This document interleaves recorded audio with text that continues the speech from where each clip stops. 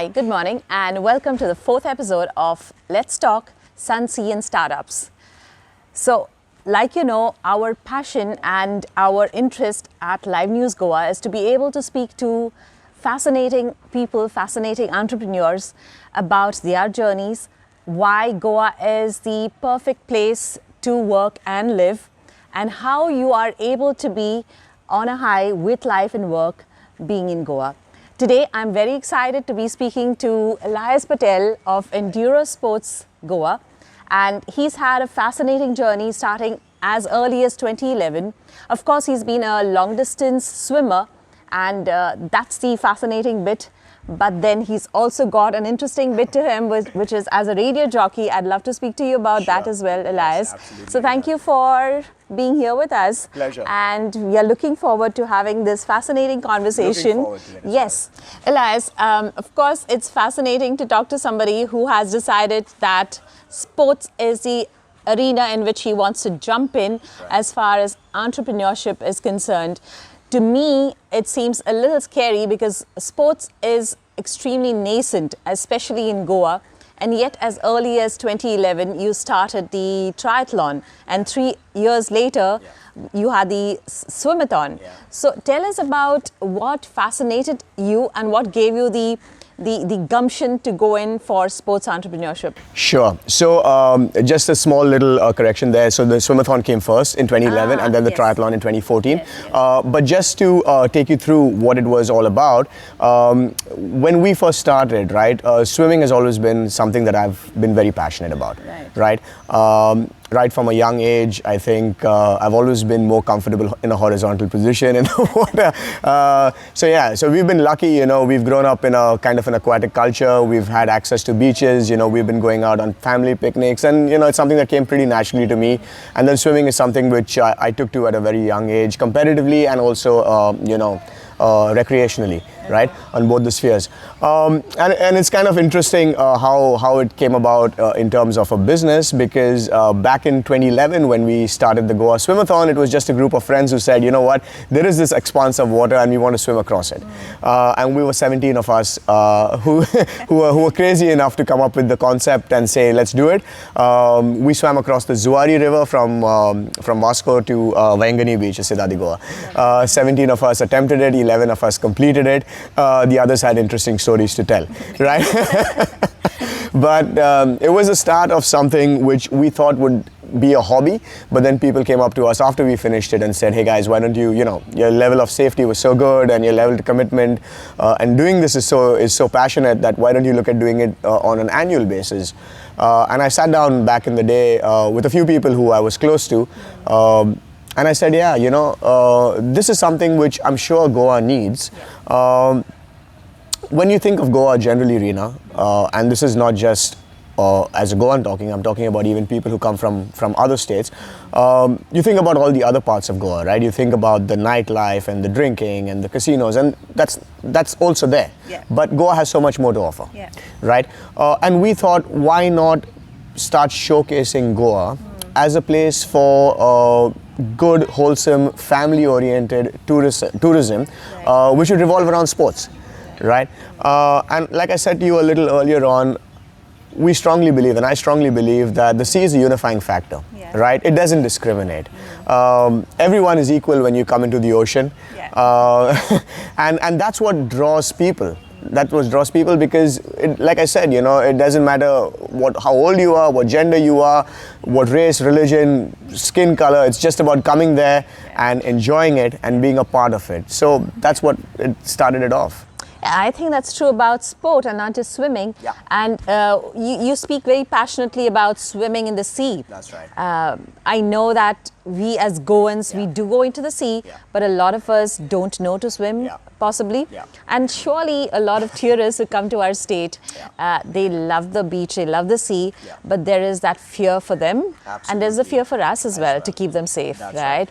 And I'd love to know what Enduro Sports thought about that early on, and what did you do to kind of break that fear and let people enjoy the sea completely. Absolutely. So, it all stems from the fact that we've grown up in a culture where our parents have always told us that's, a nice, vast, expanse body of water. Take your picnic basket, sit on the beach, but don't enter the sea, right? And it's something that we've grown up with. And again, like I said, there's no right or wrong to this. It's just the culture that we've grown up in. So what we did is we slowly started getting people to be aware that the sea is something that you can enjoy as long as you follow a certain set of guidelines, right? And I always say this to people, it's not something to be feared, it's something to be respected and understood, right? And if you understand and you respect the ocean, the list of activities that you can enjoy is endless, it's limitless, right? So for us, the first point was our commitment to safety. Right? So we spent a lot of time, a lot of research, and also a lot of money in making sure that our safety was paramount, our safety was put in place before we thought of anything else, right? So we had a good group of people who we worked with and continue working with in terms of lifeguards, in terms of support, in terms of a whole lot of different entities that make sure that the event is super safe, right? Once you can ensure that the event is safe, that's a big part of it that's taken, the fear part is taken out of the equation, because when somebody comes into the sea for the first time and sees that there are, a lot of rescue equipment, there are lifeguards, there are jet skis, he's more at ease, he or she is more at ease, right? And then is the question of introducing them to the water, right? Again, you find a lot of people who are very comfortable in a swimming pool, but the moment you take them out of that comfort zone and take them into the sea, the equation changes, right? For obvious reasons, it's the fear of the unknown. But then again, when you start them off and you make them understand what the sea is all about, how to handle yourself in the sea, certain techniques that you use, after some time you start finding that it's much more fun than swimming in confined water. Because it's open, it's the expanse. And I always like to compare swimming in a pool as like running on a treadmill, right? Okay. It's the same all the time, and it's not that it's bad, it's great, it's a fantastic form of exercise, but swimming in the sea is like running in the open, right? It's dynamic, it keeps changing every day, and no two swims are ever the same, which is what makes it so interesting. And of course, it's nature. It's abundant nature. Right. That's right. Why not feel safe? Why Absolutely. not respect and understand it and make the most of it? That's right. And I really believe that people who come to Goa, they speak about the beaches, but they don't necessarily speak about the waters. That's right. You make it safe. I know that you're having the Swimathon in January. It's very exciting. Is it safe for families? How safe is it for children? It's very safe. Yeah. Like I said to you a little earlier on, it's the commitment that we focus a lot on safety, right? So we make sure that there's ample of equipment, that's rescue equipment in the water. We have a team ourselves of around 11 instructors who are all trained in first aid, CPR, safety. So we take people out. We also have these camps that we run through something called the Goa Open Water Swimming Club, where we bring people who are pool swimmers and we introduce them into the sea, right? So we have these on a monthly basis. People are free to come. They're free to come and enjoy themselves and learn about the differences between the pool and the sea in a safe, confined environment. Super. So now we know all about the Swimathon and your passion for swimming and making Goan beaches and Goan waters and the Goan seas safer for everybody, from children to, you were mentioning that you actually go diving, deep sea diving with a very elderly gentleman, which is amazing. Of course, at Live News Goa, we really want to know a lot about the entrepreneurial journey. For us, it's fascinating to be able to speak to that particular mindset, especially with regards to youth, and how do we motivate, encourage them to be able to get into entrepreneurship without feeling the fear, without feeling, with having the right equipment, right? What is your suggestion about?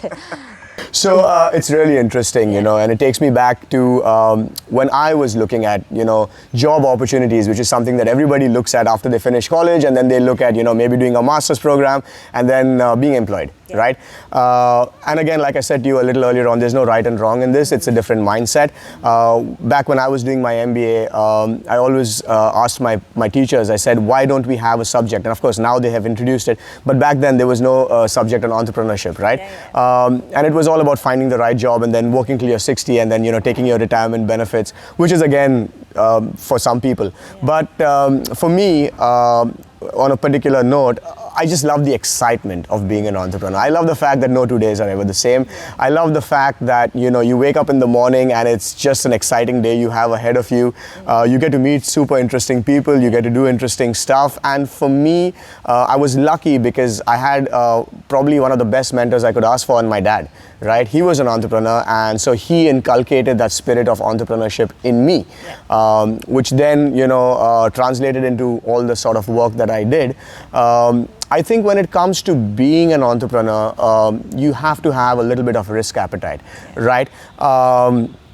It's something which is a little scary initially, because when you're used to drawing a paycheck at the end of the month and you have certain bills to pay and you know that, you know, it's going to go towards that, it gives you a feeling of safety and security, which as a startup you may not have initially, right? But you need to have that focus and that commitment towards a goal, and then you need to have a long-term plan, right? And I always tell people, if you're going to be doing an entrepreneurship kind of a job, or work rather, don't look at it for the next 1 or 2 years, right? You should have a 10 and a 20-year plan. And if you have that, the first couple of years are not going to be easy. You can be sure of that. Sometimes it can be scary, right? Because it's the fear of the unknown. It's the fear of what if, you know, the what if that comes into your mind. But like I said, if you have a certain passion, if you have a certain commitment, and if your groundwork is good, if you've done your research, if you've done your, you know, your market surveys before you start, I mean, it's not something that you get into blindly. You do a lot of background work before you get into it. But having said that and having done that, once you do make that commitment, you're going to see it through, and it's going to be a fantastic journey while you do it. Very exciting. Absolutely. Of course, when we started out, we didn't have all those support systems that exist now, with incubation centers, co-working spaces, mentors, people ready to invest in your business, people ready to handhold you and show you the way. It is so much easier for youth, and it is something that they should take full advantage of. Absolutely. All they need to do is Google up in your city, in your state, who is there to support you. Find a mentor, find an incubation center, find a co-working space, so that you're not really spending so much, keeping your overheads low at the start, and really experimenting and trying out entrepreneurship with the right toolkits. Right? Oh, absolutely. In fact, it's interesting that you mentioned that, Rina, because our office for the longest time was the beach. Right?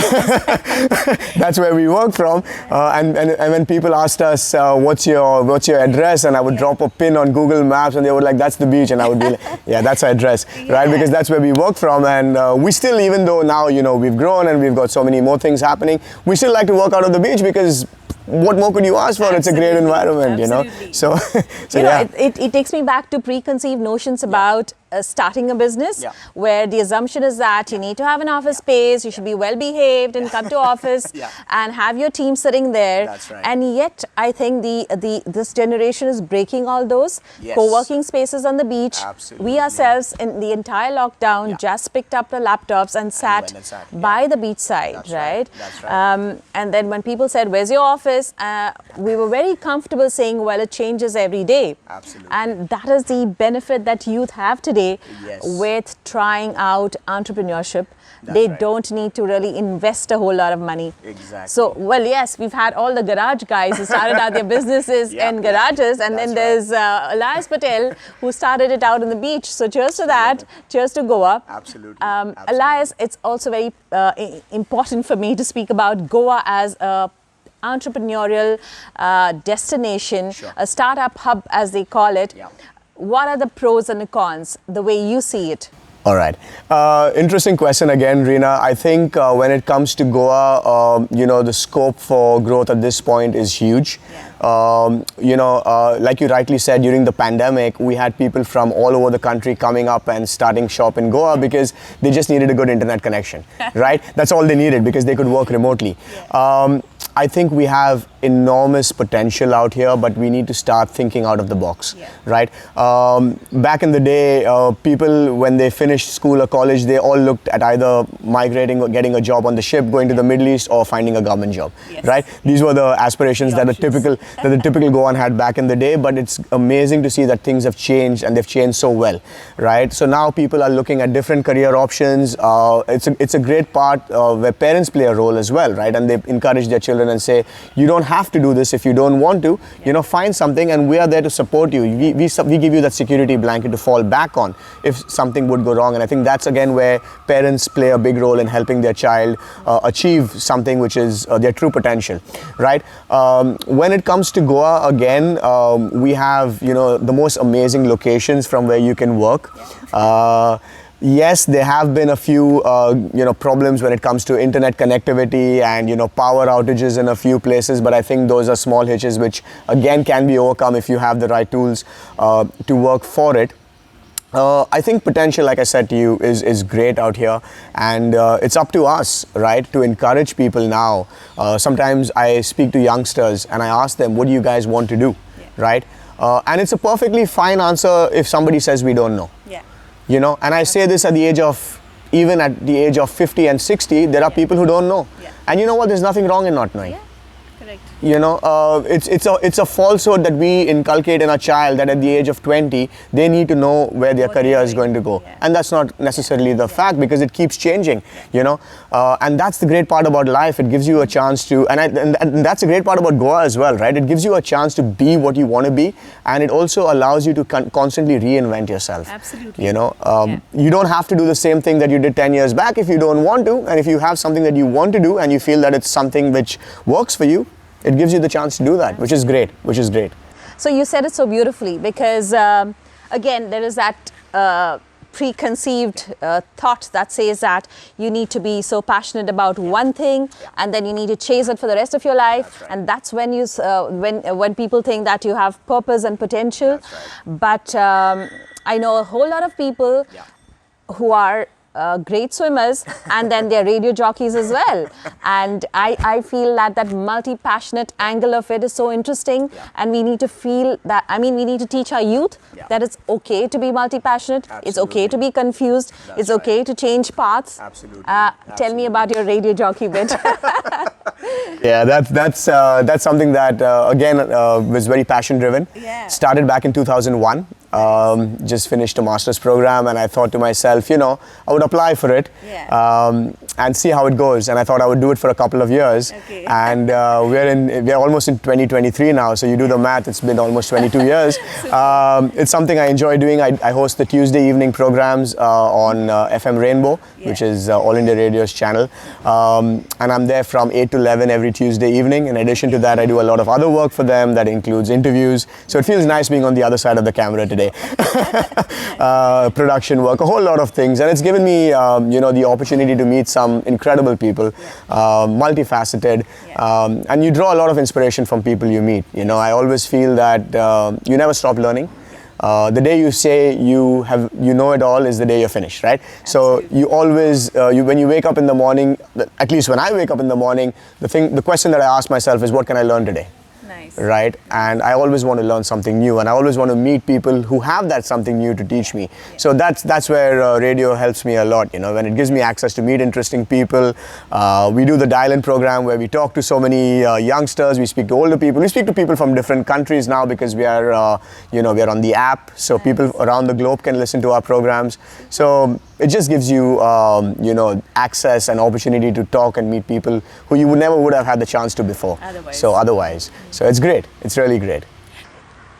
You know, what I see in you, Elias, is that same, of course, you have passion, but then you have purpose, you've got potential, and I'm sure you've got a great message to give youngsters. I speak to a lot of them, and there is a little bit of hesitation about which career path should I choose, what happens if I decide to go into entrepreneurship, what if I'm not too sure what to do. You've been through that journey, we've all been through that journey. What is the lessons that you learned from it? Don't be afraid to take risks, right? Because at the end of the day, life is about risks. How do you lose that fear? I mean, we hear it so often saying, don't be afraid, but then the fear is there, it's sitting inside, right? I'll give you a nice parallel to swimming. right? Because I use that in everyday life. When you get into the pool for the first time, you're scared to put your face in the water. Over a period of time, you do it, your face goes in the water, your head goes in the water, your legs come up, and before you know it, you're swimming, right? And I think it's all about that first step. It's about being willing to take that first step. You will never know unless you do it, right? And don't be afraid to fail. You know, for some reason, we've got this in our minds that failure is a bad thing. It's never a bad thing. In fact, if you don't fail, you never learn. It's my favorite F word, by the way. Yeah, exactly. right. So failure is part of life, and we need to start teaching our kids that it's okay to fail, and that even includes failing in exams. Right? As parents, you know, we've grown up in a culture where failure was never accepted. Back in the day, if our kids fail, we beat them, right? And they're like, how could you fail? What kind of a child are you? And, you know, what are you bringing to the family? But it's perfectly fine as long as you learn from it, and you use it as a stepping stone to then say, okay, these are the things that went wrong, and these are the things that I'm going to work on and make sure they don't happen again. Because unless you have failure, you don't have growth. It's as simple as that, you know. I wouldn't be where I were today if I had not failed along so many things that I did. Back in the day when we introduced triathlon in 2014, we went to the government and we told them, look, this is what we're planning to do. The then Chief Minister of Goa, who I still have immense respect for, he said, why? And I looked at him and I said, sir, why not? You know, nice. Because, you know, we have the potential to do so much in this state. And he understood, of course, and he smiled and he said, yeah, of course, in whatever way the government can help you, please let me know. And they've always supported us in all our endeavors that we've done. And we've been lucky in that aspect. But as long as you have a vision, as long as you know where you want to go with it, and as long as you know that what you're doing is right. Or even if you know that maybe it's not right, but I'm willing to give it a try. And now I think that the government, now that you mentioned it, is absolutely supporting entrepreneurship, is supporting youngsters, supporting women, supporting people of all ages to get out that entrepreneurial spirit. Try it out, experiment, see where it goes, support them with every kind of possible, right from funding to information to knowledge to a support system that really helps them say that I had this dream and I could kind of get it out into the light. That's right. And also, you know, having said that, it comes to creating job opportunities. When you're an entrepreneur, it's time to start giving back, right? And so for us, again, when it comes to employing people and getting people, we're not looking at your fancy degrees and, you know, how many master's certificates you have. And even if somebody hasn't even done their 10th, as long as they have the passion and they're able to get the job done in the way that it needs to be, you know, we're more than happy to lend them a helping hand and to get them started on their journey. You know, when I speak to you, Elias, I feel that your energy, your passion is very contagious, and I believe that it comes from sport, from a very healthy lifestyle. And that leads to the habits that you have on an everyday basis, right? It's not that one big thing that we do, but it's the little things that seem insignificant that kind of lead us to a great life path. What are your daily habits? Well, it's strange actually, but now over the last few years, you know, especially after the pandemic, which has taught us so many life lessons, I think you try and, you know, wake up at a certain time, make sure that it's really strange, but it comes down, a lot of our life, whether you believe it or not, revolves around nutrition, and you don't realize it, right? It's about eating the right food at the right time, right? It's about making time for the people who matter in your life. It's about streamlining your day to make sure that you get the maximum productivity out of your limited hours, because obviously so many of us have other commitments, we have family, we have things to do. And it's really important that you also make time for healthy sports and working out, because again, you know, some of us are leading such sedentary lives that you know, the only workout we have is our fingers on the on the laptop. And somebody said to me, you know, they love sports, and I said, wow, that's great, what sport do you play? And he said, no, I mean watching sports. And I said, okay, that's good, but now you need to take the next step and start playing a sport, right? I think, and we need to start it with our children as well. Our kids need to start playing some sort of of sport, they need to get off their screens and get active, even if it's for 20 minutes a day, right? And I say this even if it comes to walking. You walk 10 minutes a day, it's better than not walking at all, right? So you got to take that first step, and you got to start something which then over a period of time becomes a habit, it becomes routine, and then you build it into your day-to-day life. Absolutely, absolutely. Of course, we are hearing so much about self-love these days, and I think that's the bit you're talking about, saying that when do we make time for ourselves and teach our children to feel that as well.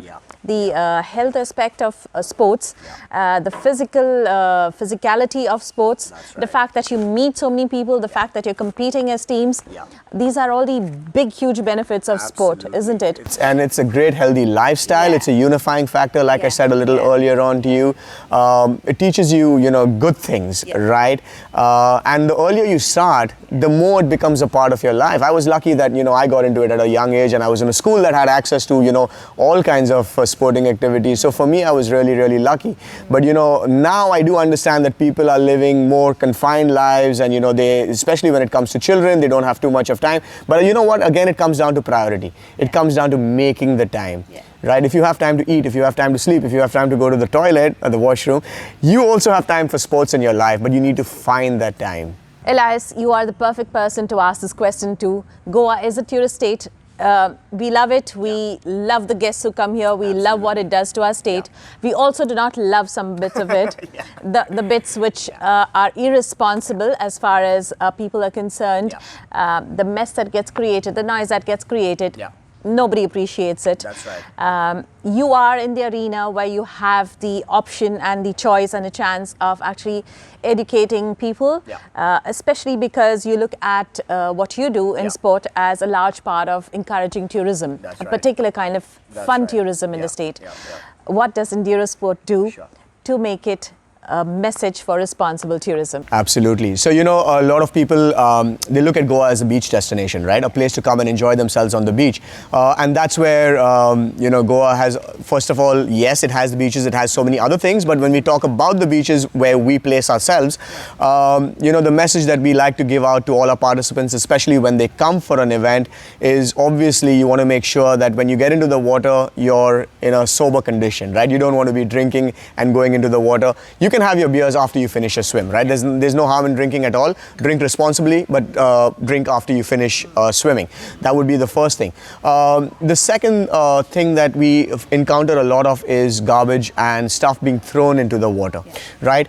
Again, at all our events, we have a strict no littering policy, and then people ask us, right? You have a no littering policy, so where do we throw our garbage? And then we have a lot of garbage cans available along the beaches where people can then dispose of their garbage and keep their garbage there.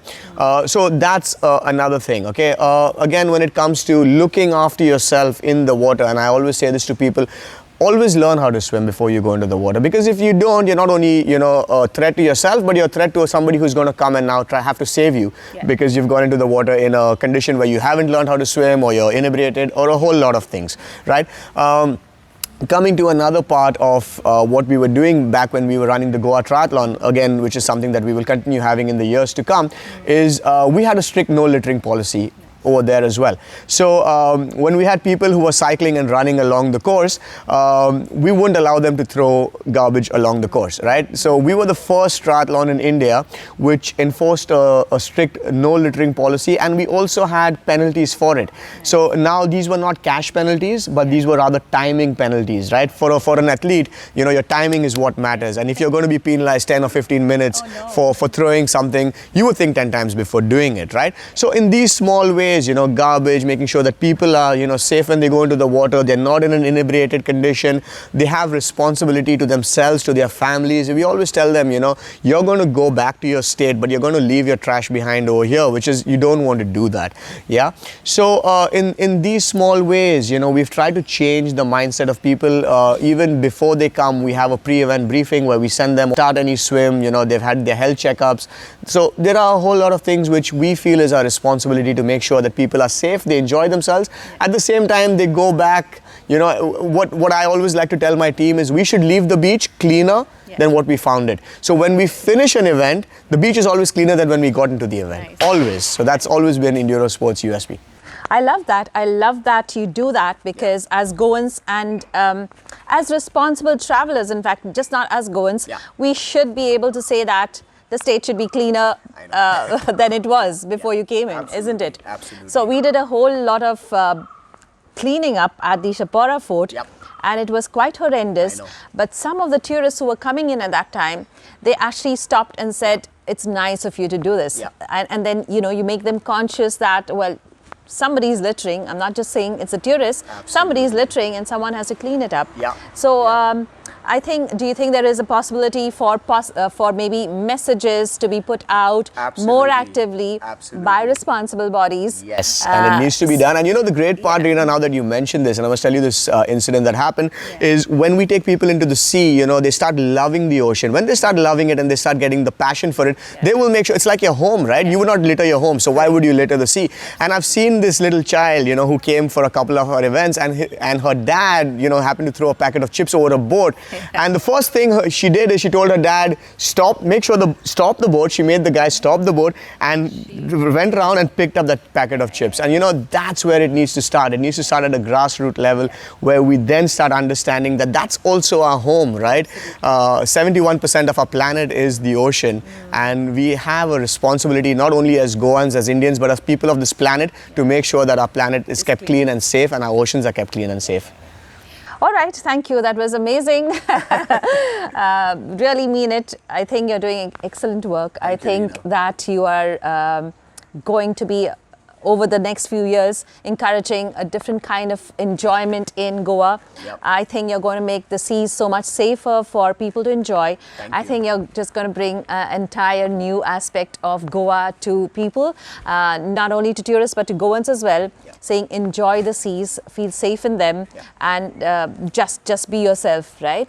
And I thank you for that. I wish Enduro Sports and the upcoming Swimathon all the very best. Thank you so and much, and I would like you to be a part of it. I am going to be learning swimming very quickly. Okay, so, I can refer a good coach to you. Yes. His name is Elias Patel. All right. Thank you. Lovely My speaking pleasure. to you. Take good care of yourself. Yes.